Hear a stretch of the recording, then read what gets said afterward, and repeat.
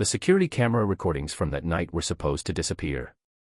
But truth always finds a crack through which it can rise back to the surface. When 4 highly trained mercenaries walked into the Golden Fork, an elite restaurant in Manhattan, they were certain their target, Julian Gray, billionaire and chief executive officer of Gray Dynamics, had no chance of surviving. They had neutralized his bodyguards. They had weapons. They had the advantage of surprise. They had a plan built down to the smallest detail. The only thing they had failed to calculate was the woman standing beside him, pouring water into his glass. To them, she was nobody. Just another waitress, an invisible presence in a stained apron with an obedient voice. An employee who could be ignored. They were wrong. 5 minutes later, when the police arrived at the restaurant, they found Julian Gray unharmed and the 4 assassins broken on the floor. This is the story of Sophia Reed, a woman who did far more than serve dinner. That night, she taught a brutal lesson in survival.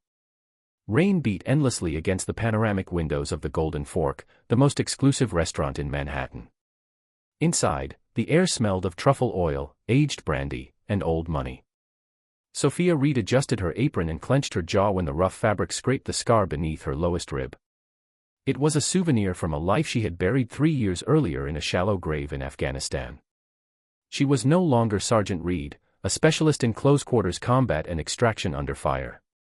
Now she was just Sophia. She refilled glasses. She smiled when customers snapped their fingers at her. She lowered her eyes when someone spoke to her as if she were part of the furniture. She was invisible. And for a long time, that had been exactly what she needed.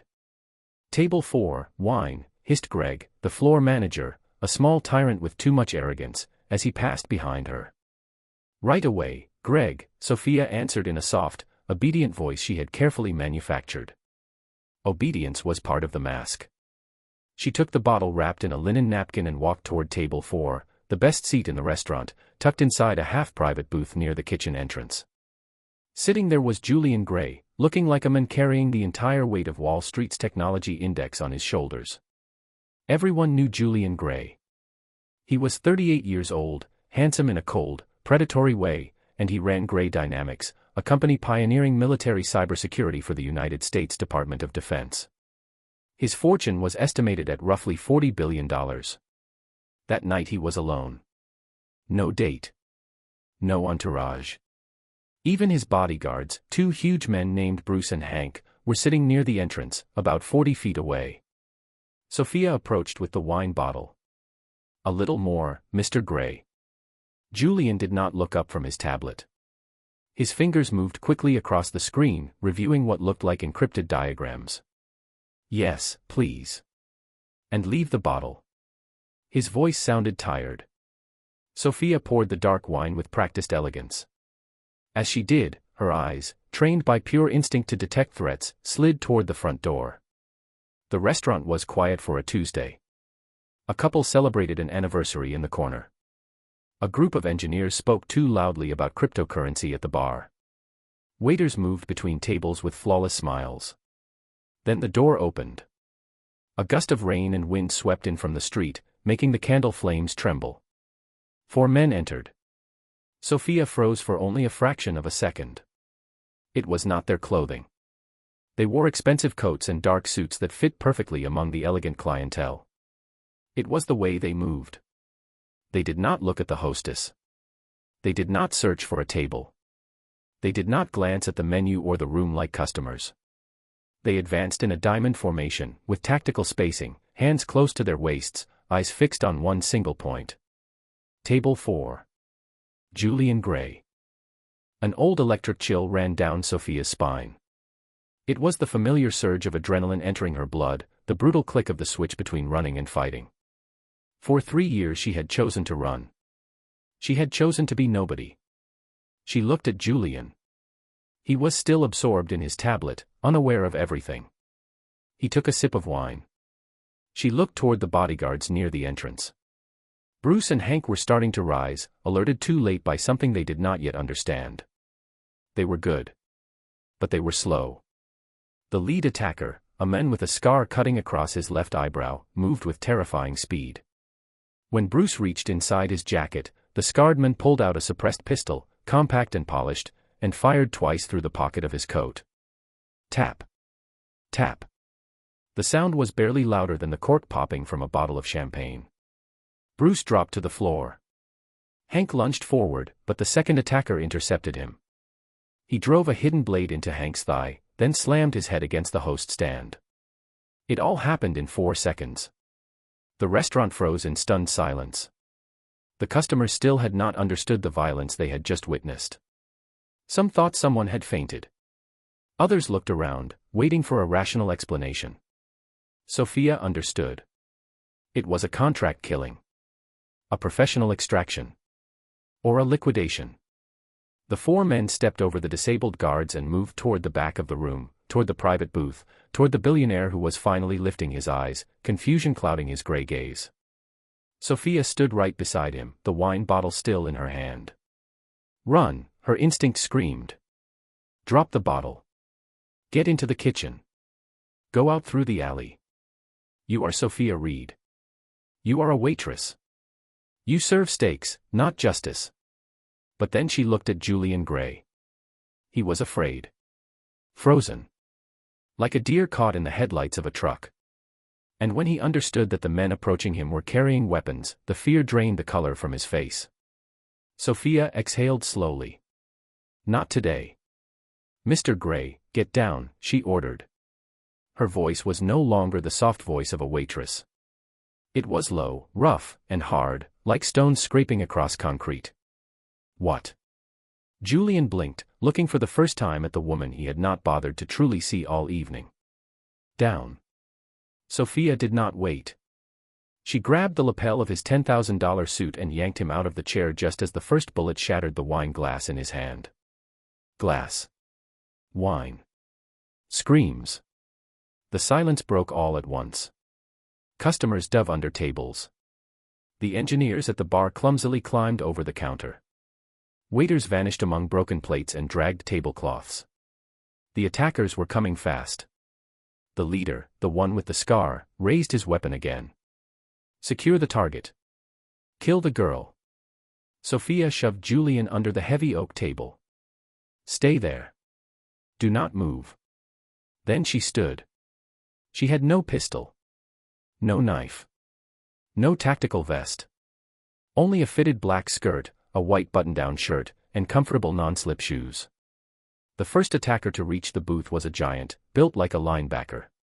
He aimed his pistol at Sophia as if she were nothing more than an annoying obstacle. Move. Sophia did not move aside. She stepped toward him. When the men pulled the trigger, she rotated her hips, knocked the barrel outward with her left hand, and with her right, still gripping the heavy crystal bottle, swung in a short, brutal arc. Crack. The bottle smashed into the man's temple. It did not simply break. It exploded. Red wine and blood splashed across the white tablecloth. The attacker's eyes rolled back, and his body dropped like a stone. Sophia caught his pistol before it hit the floor. She did not fire. Too many civilians were screaming everywhere. She removed the magazine, cleared the chamber, and threw the useless weapon across the room to distract the second men. What the hell, the attacker shouted, turning as the pistol skidded past him. That instant was enough. Sophia jumped over a table, her apron whipping behind her. She did not fight like a street brawler. She fought like a surgeon, precise, efficient, lethal. She landed in front of the second man. He threw a punch. She ducked, grabbed a steak knife from an empty table, and drove it downward. Not into his chest. Into the fleshy part of the hand holding the weapon. The men screamed. Sophia shut his mouth with a palm strike under the chin, so sharp that his jaw snapped shut with a disgusting crunch. He dropped to his knees, clutching his bleeding hand. 2 down. 2 left. Julian Gray peeked out from beneath the table with his eyes wide.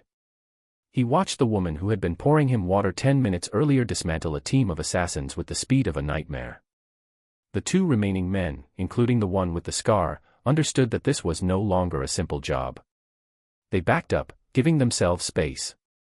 The scarred man holstered his pistol and drew a tactical baton. He understood that shooting her was difficult.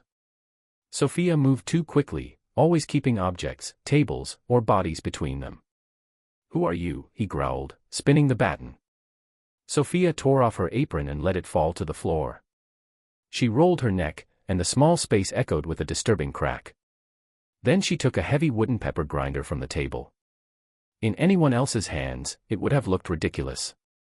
In hers, it looked like a war hammer. I'm just a waitress, Sophia said. And you didn't leave a tip. The scarred man lunged. He was better than the others. Trained. He feinted high and struck low, trying to shatter her kneecap. Sophia did not retreat.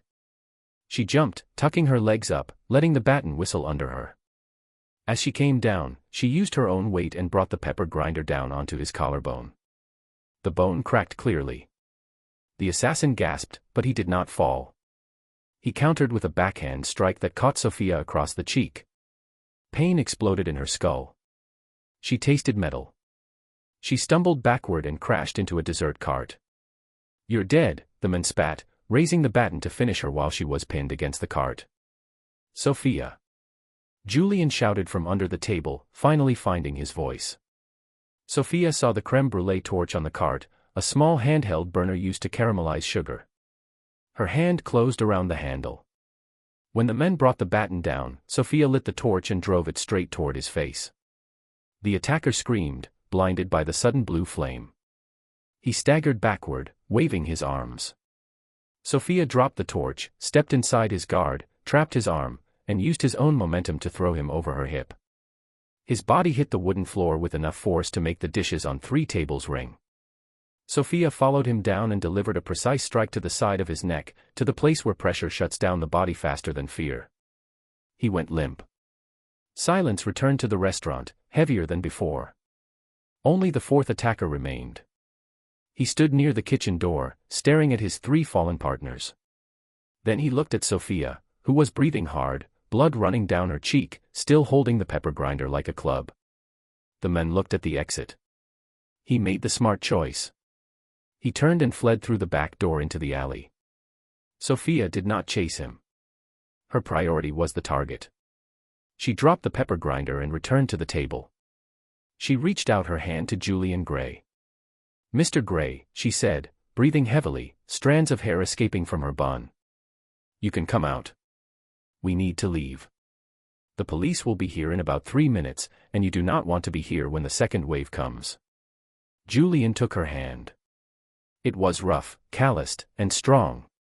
He stood, trembling, staring at the destruction around them. Who are you?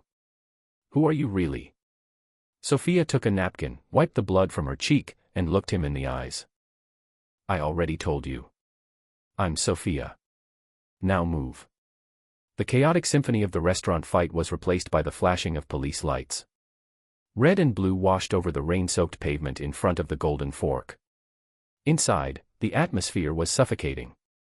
The New York Police Department had arrived in force, perimeter sealed, witnesses separated, unconscious mercenaries tagged before being loaded into ambulances under armed guard.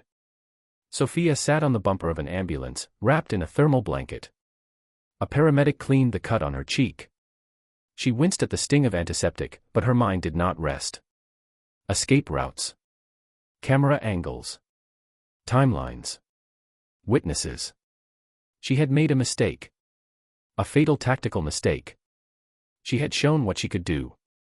Waitresses do not disarm assassins. Waitresses scream and hide. By saving Julian Gray, she had put the thing she had spent 3 years hiding on display for everyone to see, her true nature. Miss Reed. The voice was rough and somehow smelled of stale coffee and tobacco. Sophia lifted her head. In front of her stood a detective in a wrinkled trench coat. He looked like a man who had seen too many rainy nights in New York. He opened his badge. Detective Marcus Cole. Major Crimes Unit. Could you tell me what happened in there? Sophia pulled the blanket tighter around herself. She adopted the expression she had practiced 1,000 times in front of a mirror. Frightened civilian. Victim. Nobody. I don't know, she murmured, adding a tremor to her voice. It happened so fast. They came in. They had guns. I just reacted. My father taught me self-defense when I was a child. Krav Maga. Cole narrowed his eyes. He looked back into the restaurant, the broken table, the blood on the floor, the unconscious man with the shattered collarbone.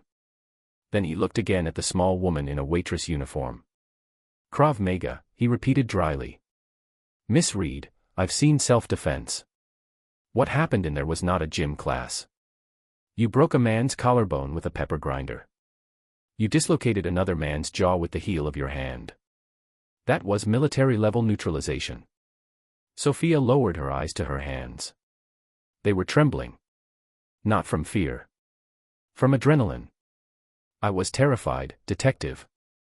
I just wanted to go home. Cole leaned closer, invading her space.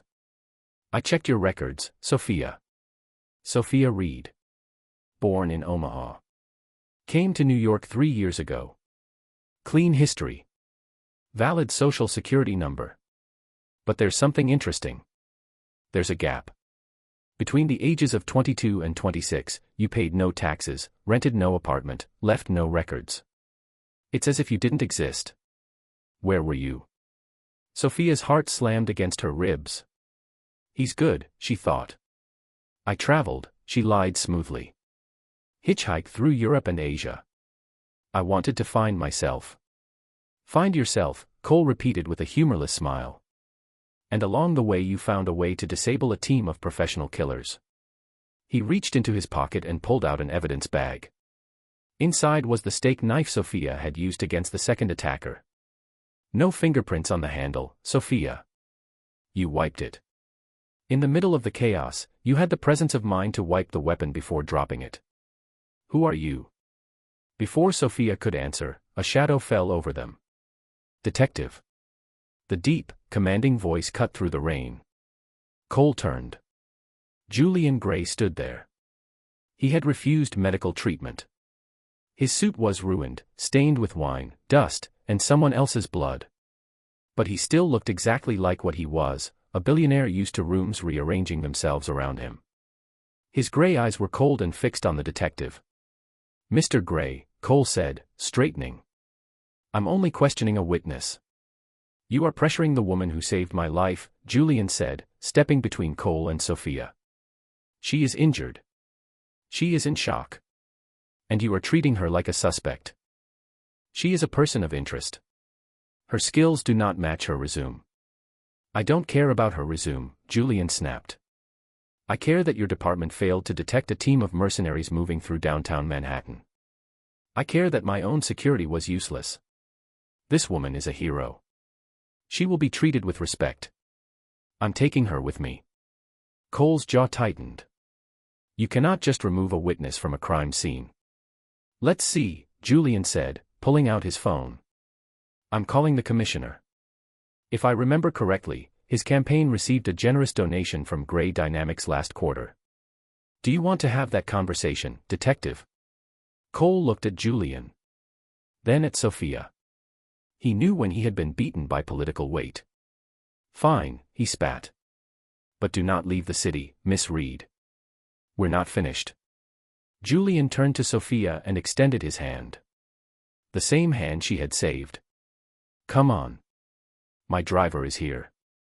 Sophia hesitated. Getting into Julian Gray's vehicle was dangerous. It complicated everything. But staying with Detective Cole was worse. Cole would dig until he hit rock. Julian, on the other hand, was a threat she could manage. She took his hand. Thank you, Mr. Gray. Call me Julian, he said quietly, guiding her toward a sleek black armored SUV that had just pulled to the curb. And do not think for 1 second that I believed the hitchhiking story. The ride to Sophia's apartment passed in silence. The armored SUV, a beast with glass thick enough to stop a sniper's bullet, slid through the rainy streets of New York. Sophia sat in the back seat across from Julian. She watched him. He was no longer looking at his phone. He was watching her. Studying her. You can drop me at the corner, Sophia said when they entered a worn-down neighborhood in Queens. My building is a little farther ahead. I know where you live, Julian said. He tapped the screen built into the armrest. My team pulled your employee file from the restaurant while we were driving. Sophia stiffened. That does not sound legal. I am a billionaire who almost got murdered tonight. Legality has lost priority. Julian leaned forward. Streetlights threw rhythmic shadows across his face. Sophia Reed. Social security number ending in 400. Address, Elm Street, Building 42, Apartment 4B. He paused. I ran that number through an internal database. Gray Dynamics has access to deep government archives. Do you know who Sophia Reed is? Sophia did not blink. Me. No, Julian said softly. The real Sophia Reed died in a car crash in Oklahoma 4 years ago. You took her identity. You bought documents on the dark web. It is a good forgery. Good enough to fool a restaurant. Maybe even the tax office. But not good enough to fool me. The air inside the vehicle grew heavy. Sophia's hand slid instinctively toward the door handle. Who do you work for? Julian asked. Did my competitors put you there? Did you wait for a moment like this to earn my trust? Sophia gave a dry, joyless laugh. You think I'm a setup? You think I spent 6 months serving pasta and tolerating arrogant customers just to wait for an assassination squad to show up? It is a reasonable theory. It is paranoia, Sophia replied. If I wanted to kill you, Julian, I would not have saved you. I would have let that man split your skull open with his baton. And if I wanted to kidnap you, I would not be sitting unarmed in your SUV. The vehicle stopped in front of her building, a tired brick structure with peeling paint and the flickering neon sign of a laundromat next door. Sophia opened the door. I am not your enemy, Julian. But I am not your problem either. Thank you for the ride. She stepped out into the rain. Wait, Julian called.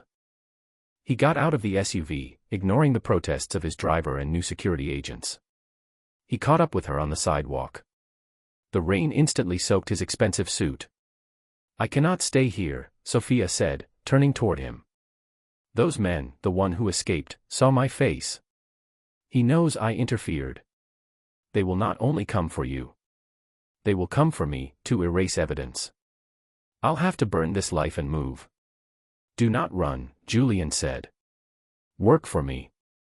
Sophia went still, water running down her nose. What? My security is compromised, Julian said urgently. They knew exactly where I would sit. They knew my bodyguard's rotation. They knew the back exit was unlocked. Someone inside sold me out. I cannot trust anyone on my team. But I saw what you did tonight. You are not merely trained. You are elite. Special Forces. Sophia said nothing. CIA, Delta. Ghost contractor. It doesn't matter. It matters to me, she said. I need a shadow. Someone who does not appear in the system. Someone who officially does not exist. I can pay you $5 million a year. More importantly, I can give you a new cover. A better one. One Detective Cole will not be able to open. Sophia looked at him. $5 million. Enough to disappear forever. But what truly tempted her was the second part. Gray Dynamics had the power to clean files, to build a wall around her past, one even the people she was hiding from could not easily break through. I don't babysit, Sophia said. This is not babysitting, Julian replied, his eyes hard. This is a hunt. I want to know who sent those men. I want to destroy him. Help me do that, and I will give you your life back. Sophia looked at the window of her apartment. She had a packed bag under the bed. She had a passport with another name. She could leave that same night. Go to Mexico. Start again. But she was tired of running. Tired of smelling like kitchen grease and fear. She looked at Julian. He was desperate, yes. But he was also furious. He wanted revenge. That was something she understood. One condition, Sophia said. Name it. I am not your employee. I am your partner. In security matters, I give the orders. If I say we move, we move. If I say we hide, you hide. You do not argue with me. Julian nodded slowly. Deal. Good, Sophia said. Then get back in the car. We cannot stay here. The fourth man did not just escape. He went to a rally point. If he is a professional, and he is, he has already called a cleanup team. My apartment is probably rigged to blow. As if the universe wanted to obey her, a sharp whistle cut through the air. Sophia's instinct screamed. She did not think.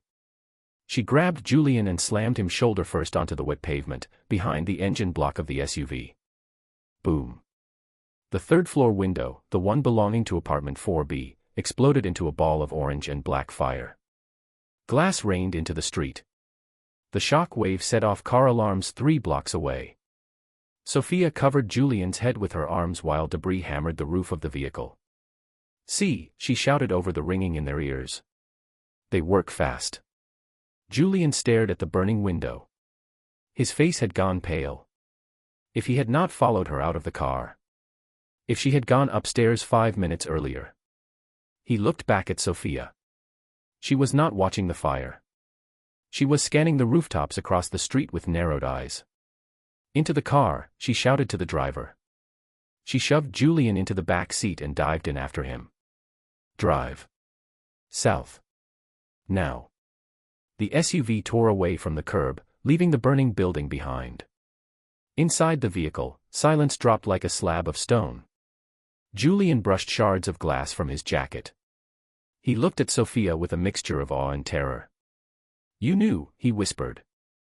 "I suspected," Sophia said, wiping soot from her forehead. "Professional courtesy. If you miss the target, you destroy the evidence." "I was the evidence." Julian took a deep breath. "All right, partner. What do we do now?" Sophia leaned back. The adrenaline was turning into cold, solid focus. "Now we go to your secret house. The one nobody knows about. Not even your wife, if you had one." "I have a penthouse in an old industrial district in Brooklyn," Julian said. "I bought it through a shell company." "Take us there," Sophia ordered the driver. Then she looked at Julian. "Tonight we survive. Tomorrow we find out who wants us dead. And, Mr. Gray, I'm going to need weapons. Something better than a pepper grinder." Julian's secret place was a converted loft inside an old industrial warehouse in Red Hook, Brooklyn. It smelled of dust, cold concrete, and abandonment. It was perfect. No doorman. No hallway cameras. Thick brick walls that could swallow any sound short of a grenade. Sophia did not relax when they entered. She checked the space methodically, closets, corners, beneath the few pieces of furniture, behind panels. Then she used a small signal detector Julian pulled from a hidden safe in the wall. "Clean," she announced. She took off the waitress shirt ruined by blood and wine and tossed it onto a dusty leather couch. She was left in a fitted tank top, her arms defined by lean, functional muscle. The adrenaline was fading, leaving behind the deep ache of the fight. Julian watched her while he poured 2 glasses of amber liquor from a crystal decanter on a steel table. He did not look at her the way a chief executive officer looks at an employee. He looked at her the way a man looks at a loaded weapon when he realizes it might also be pointed in his direction, with respect and a healthy dose of fear. 20-year Scotch, he said, offering her a glass. "It helps with the shaking." Sophia took it. Her hand was steady. "I'm not shaking." She drank half the glass in one swallow. The alcohol burned her throat pleasantly. "We need to talk about the leak. You said someone on the inside sold you out." Julian sat across from her and loosened his tie. The events of the night were finally catching up to him. The arrogance peeled away from his face, revealing beneath it a sharp, analytical mind. "My schedule changes every hour. Only 3 people knew I was going to the Golden Fork tonight. My executive assistant, my head of security, and Mark Sterling." Sophia raised an eyebrow. "Sterling, the venture capitalist on your board?" "The same. He has been pushing for a merger with Somnicore, our biggest competitor in defense. I blocked the deal. If it went through, he would have made nearly $900 million. If I died, the main obstacle disappeared." $900 million is a solid motive for murder," Sophia said, swirling the scotch in her glass. But hiring 4 assassins and blowing up a residential building does not sound like Sterling's direct style. He's a bureaucrat. He hires people who hire people. Exactly. We need the intermediary. We find the broker, we find the client. Julian stood and walked toward a large painting on the far wall. He pressed a hidden sequence on the frame. The painting slid aside, revealing a built-in armory. Sophia's eyes widened slightly. That was not a hunter's collection. It was an arsenal. Suppressed Sig Sauer pistols. Compact submachine guns. Ceramic armor. Encrypted communication devices. Magazines arranged like they were waiting for a private war.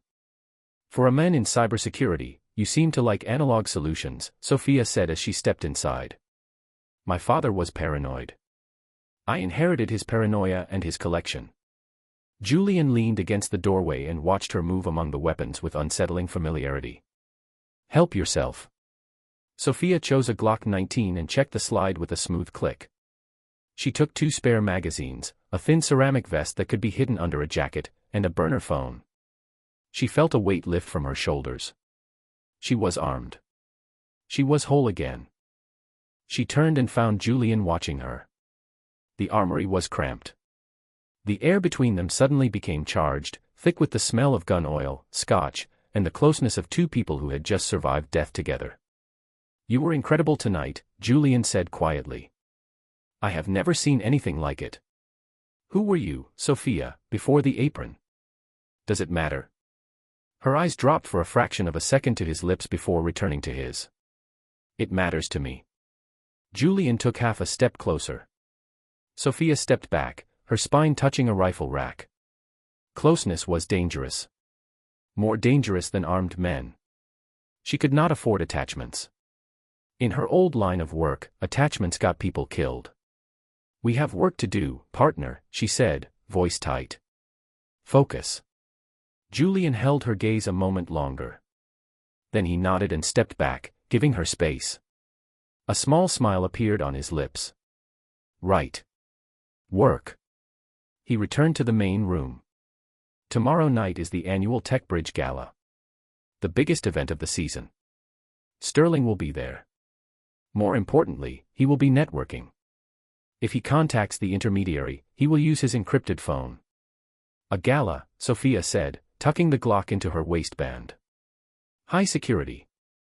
Lots of cameras. Hundreds of civilians. And champagne, Julian added. A lot of champagne. I'll need a dress, Sophia said dryly. Something that goes with a 9mm pistol. The grand ballroom of the Plaza Hotel was a sea of black tuxedos and designer gowns, all glittering beneath enormous crystal chandeliers. The air hummed with polite conversation, clinking glasses, and that quiet undercurrent of ruthless ambition that defined New York's technology elite. Julian Gray entered with the posture of an industrial titan, despite the bruise on his shoulder hidden beneath a tailored tuxedo. On his arm was a woman capable of stopping conversations within a radius of 10 feet. Sophia wore an emerald silk gown that fell to the floor and clung to her athletic figure like a second skin. It was elegant, seductive, and featured a slit to the thigh that was, in truth, completely functional. It allowed her to kick high if the situation demanded it. Her hair was arranged in a sophisticated updo that exposed the fine line of her neck. She looked like a runway model. She felt like a coiled snake. The Glock 19 was strapped to the inside of her thigh in a compression holster, invisible beneath the silk. A microscopic earpiece was hidden in her ear, connected to Julian. Smile, darling, Julian murmured, leaning down to kiss her cheek for the photographers. You look like you're about to break someone's neck. The night has barely started, Sophia whispered back, placing a bright, empty smile on her face. Where is the target? 12 o'clock, by the ice sculpture. Talking to a senator. Sophia located Mark Sterling. He was a heavy-set man in his early 50s, with gray hair and a smile that never reached his small, predatory eyes. He stood at the center of attention, laughing too loudly at the senator's joke. Good. Here's the plan, Sophia murmured into the microphone. You pull him into a conversation and get under his skin. I need to get within 2 feet of him for 30 seconds with the clutch so I can clone his phone through the RFID signal. Understood. And try not to blow my cover while I'm working. Julian separated from her and moved through the crowd toward Sterling. Sophia watched him approach. Sterling's smile faltered for a millisecond when he saw Julian alive and unharmed. Then it returned, larger and faker than before. Sophia began her diagonal approach, playing the role of a bored trophy date drifting through a party. She stopped near Sterling's group, pretending to admire the ice sculpture. Julian did his part. As I told the board, Mark, if we merge with Somnicore, we sell the soul of the company. Though you know plenty about selling souls, don't you? Sterling stammered. His face turned an ugly red. Listen, Julian, this is hardly the appropriate place. While Sterling was distracted, Sophia moved in. She passed beside him, pretended to stumble in her heels, and bumped lightly into his side. Oh, I'm so sorry. How clumsy of me, she laughed, her clutch pressed against the jacket pocket where his phone rested. Be careful, Sterling barked irritably, brushing her off without looking. Inside the purse, a tiny LED blinked rapidly. 40%. 60%. Are you all right, darling? Julian asked, taking Sophia by the arm and guiding her away naturally. His hand settled on the small of her back, sending an electric shock through her that had nothing to do with the mission. Do you have it? He whispered as he led her toward the dance floor. Done. The data is uploading to your server. We'll have messages and call logs in about 10 minutes. The orchestra began a slow, fluid waltz. Dance with me, Julian said. It did not sound like a question. Julian, we have the data. We should leave, Sophia replied quietly. If we leave right after talking to him, it will look suspicious. We need to blend in with the crowd. Blend with me, Sophia. He drew her close, too close for simple business partners. Sophia's left hand rested on his shoulder. Her right hand was caught in his. They moved together with surprising ease, a couple that drew eyes from across the room. For the first time in years, Sophia felt vulnerable in a way that had nothing to do with combat. She was painfully aware of the heat of Julian's hand at her waist. Of the scent of his expensive cologne mixed with that faint metallic trace of danger that seemed to cling to both of them. You look good for a ghost, Julian whispered into her ear. His breath brushed her skin. Don't get used to it. Silk scratches. He gave a low laugh that vibrated against her chest. I like this version of you, Sophia. The one who is lethal in emerald. Focus, Julian. You're getting distracted. Maybe, he admitted, his eyes intense and searching as they held hers. The crowd around them blurred into light and sound. For 10 seconds on that dance floor, they were not hunter and target, billionaire and bodyguard. They were only a man and a woman, pulled together by the gravity of shared violence. Then Sophia's eyes moved past Julian's shoulder. At the edge of the ballroom, near a service exit, stood a man in an ill-fitting security uniform. His nose looked recently broken, and he scanned the crowd with desperate intensity. It was him. The fourth man. The fugitive from the restaurant. He was not searching for Sterling. He was searching for them. Then his eyes stopped on Sophia's emerald dress. Recognition crossed his face, followed by pure panic. He lifted a hand to his earpiece.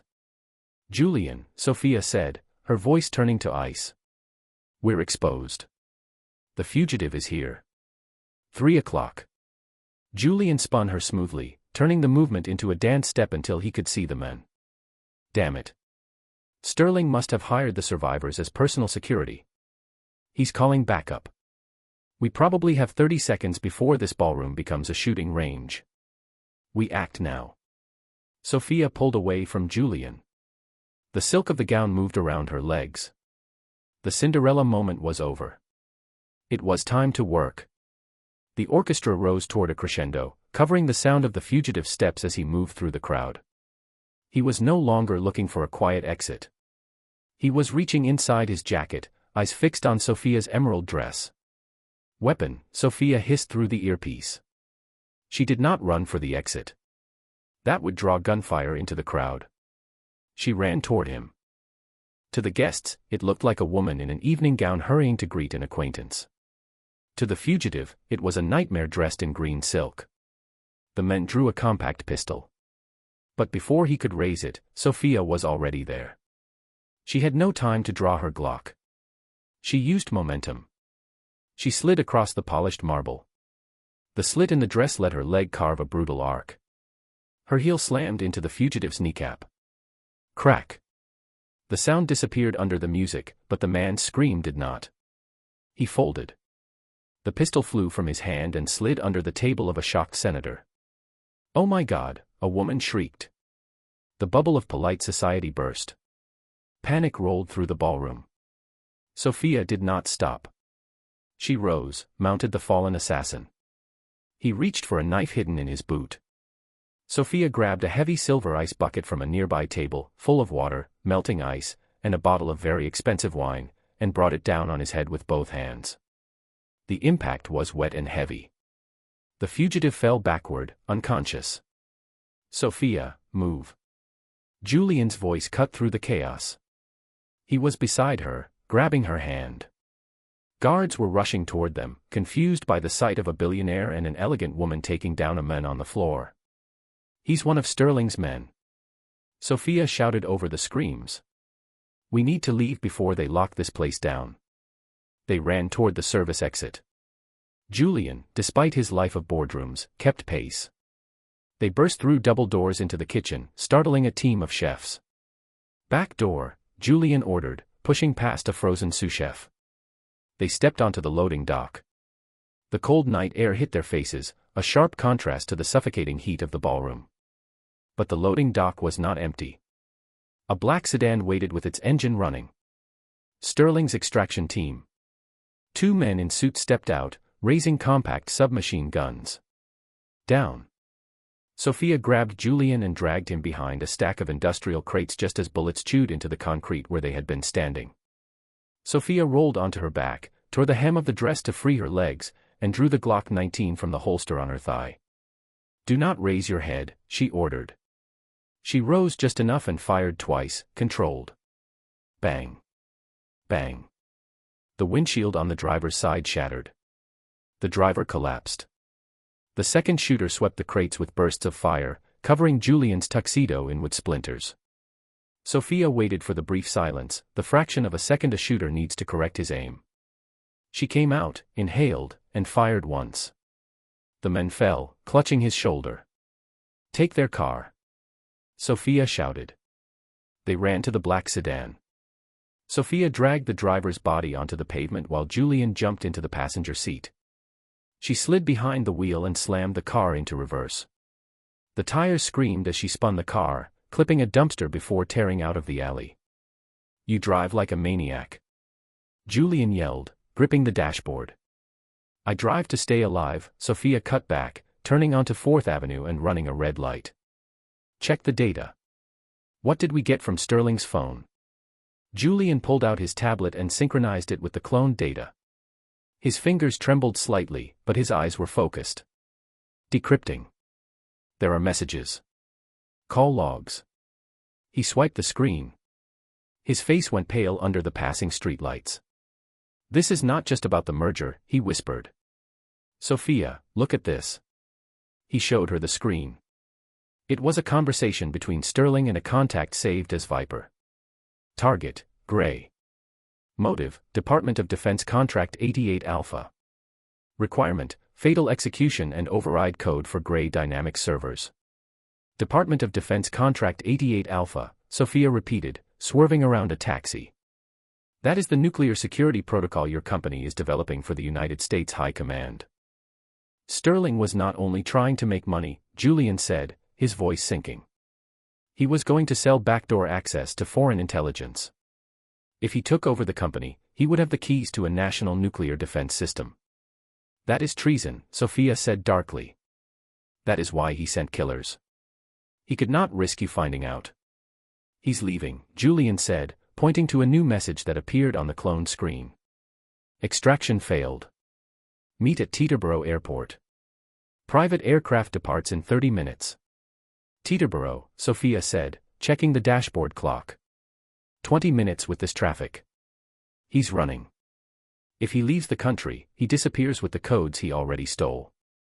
Sophia tightened her grip on the wheel. Her eyes changed. She was no longer a waitress. She was not even a bodyguard. She was a soldier. Hold on.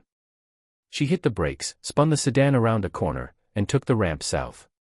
Then she pushed the accelerator to the floor. The engine roared. The speedometer needle passed 100 miles per hour. "We're going to catch that plane," she said. The private runway at Teterboro Airport was dark, lit only by taxiway lights and floodlights beside the hangars. A sleek Gulfstream moved slowly forward, engines roaring, ready for takeoff. Mark Sterling sat in a leather seat inside the plane, pouring himself a drink. He was sweating. The night had gone wrong, terribly wrong, but now he was safe. Once he crossed into international airspace, the billions waiting for him in a Cayman Islands account would calm his nerves. "Sir, we are ready for departure," the pilot announced over the intercom. "Just fly," Sterling snapped. Suddenly, the plane jolted. Outside, tires screamed against the asphalt. Sterling looked out the window. A black sedan, riddled with bullet holes, had smashed through the perimeter fence and was racing beside the plane. What the hell? He stood, spilling his drink. Inside the car, Sophia fought the wheel. "I'm going to cut off his front landing gear. You're going to kill all of us," Julian shouted. "Trust me." Sophia turned the sedan directly into the path of the taxiing plane. She braked violently and swung the car sideways, blocking the runway. The pilot panicked and slammed the emergency brakes. The plane skidded, tires smoking. The nose landing gear stopped with a shriek only inches from the sedan's bumper. Before the turbines fully slowed, Sophia threw open the car door. She walked toward the aircraft stairs with the Glock raised. The plane door opened. One of Sterling's bodyguards appeared with a weapon. Sophia did not hesitate. She fired a warning shot into the fuselage beside his head. "Drop it. The next one goes in your eye." The bodyguard froze. He saw a woman in a torn emerald dress, hair disheveled, eyes like an avenging angel of death. He dropped the pistol. Sophia climbed the stairs. Julian was right behind her. They found Sterling hiding at the back of the cabin. "It's over, Mark," Julian said, his voice cold as steel. Sterling went pale when he saw the phone. "We have the records, the Department of Defense contract, the assassination order. Everything." Sterling shook. "Julian, listen. We can fix this. Half. I'll give you half." "I do not want your money," Julian said. "I want your life." For 1 second, Sophia thought Julian might kill him. The rage in his eyes was real, heavy, almost physical. But then Julian took a deep breath. He straightened his jacket. "But I am not a murderer," he finished. "That is why I called Detective Cole 10 minutes ago." Sirens began to rise in the distance, growing louder. Sophia lowered the gun, but she did not holster it. She did not take her eyes off Sterling until the first police vehicles filled the runway. 3 months later, the reconstruction of Sophia's building was still underway, but she had no intention of returning.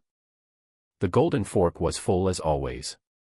Customers laughed, drank, and ordered more wine, unaware that the woman who had once refilled their glasses had become the most discussed mystery in New York. High above the city, in the penthouse of Gray Dynamics, Julian stood looking out the window. It was raining again, washing the city clean. The door opened.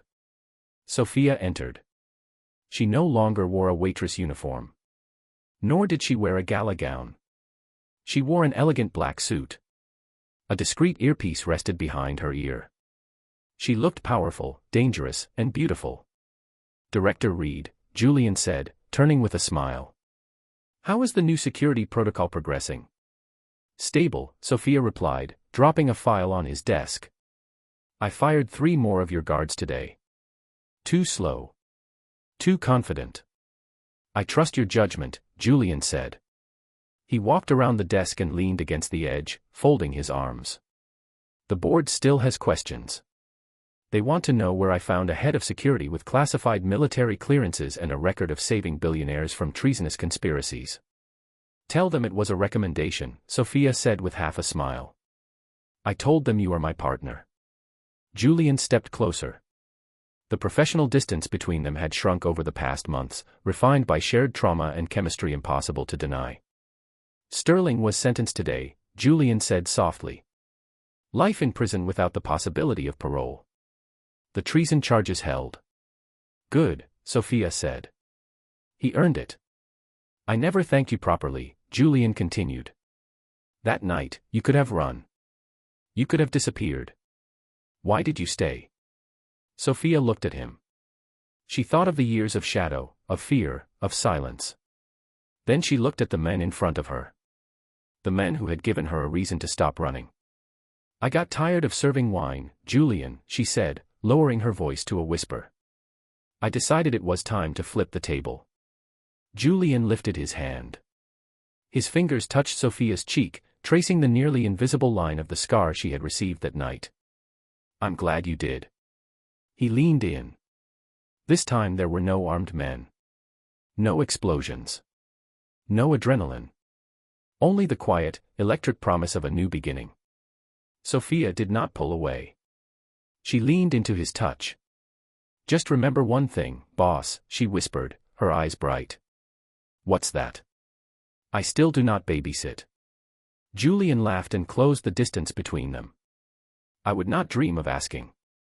When they kissed above the city lights, Sophia Reed finally understood that she was no longer invisible. She was seen. She was safe. And, for the first time in a very long time, she was home. This story reminds us never to judge a person by their uniform. The world saw Sophia as a simple waitress, someone who could be ignored, ordered around, and treated as if she did not matter. But beneath that apron was a warrior waiting for the right moment. It is a powerful lesson about respect. Every person we meet carries a story, a struggle, and a hidden strength we may never see until the critical moment arrives. It also shows that true loyalty cannot be bought with money. It is earned through actions. Julian Gray had billions, but his life was saved by the one person he had not paid a single cent. I hope you enjoyed this intense, suspense-filled story. If you liked watching Sophia transform from an invisible waitress into an unstoppable protector, please press the like button. It helps the channel grow a lot. What would you have done if you had been in that restaurant that night? Let me know in the comments below. And if you want more thrilling stories like this one, subscribe and turn on the bell so you do not miss the next videos. Thank you for watching.